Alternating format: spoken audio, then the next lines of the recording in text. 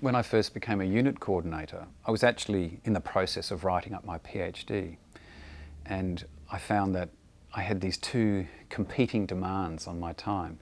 Now, of course, it's a case of really research and teaching as the two competing demands. I suppose what I'd advise to a new teacher is to a certain extent, compartmentalise your working week. In other words, when I was trying to write my PhD and do teaching, I would have teaching days and I'd have PhD days, and I'd quarantine them. And that was really important for my sanity in terms of not letting teaching accommodate every waking hour, which it can easily do, especially if you encourage the use of social media, where the students can reach you in so many different ways. It becomes endlessly absorbing if you let it, or demanding for you to engage in some part of the teaching process.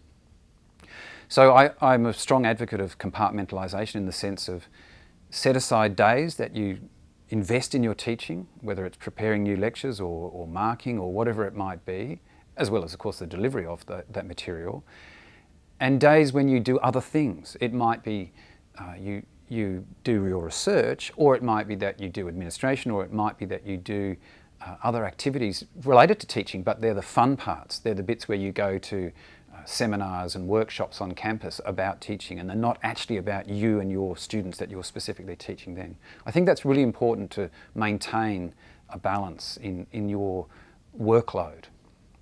I find teaching incredibly engaging and absorbing because it runs to deadlines. And research, of course, doesn't usually run to such hard deadlines, and so it's easy to let research slip. But I find that research and teaching actually go hand in hand. I teach my research and I research my teaching to a certain extent.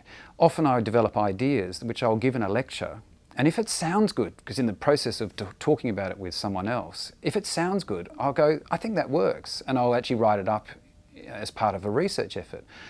And the converse is also the case. If I've done some research and it's been published and it seems to have been well received in the academic community, I integrate that into my teaching, just like I'd integrate any published research into my teaching. So for me, I find that teaching and research go hand in hand in that sense. The issue is the balance. I was at a university before where I used to teach 6 units a year as a unit coordinator. 0 research, or virtually 0 research. Now I'm a unit coordinator 100% for 2 or 3 units, and it's much more manageable.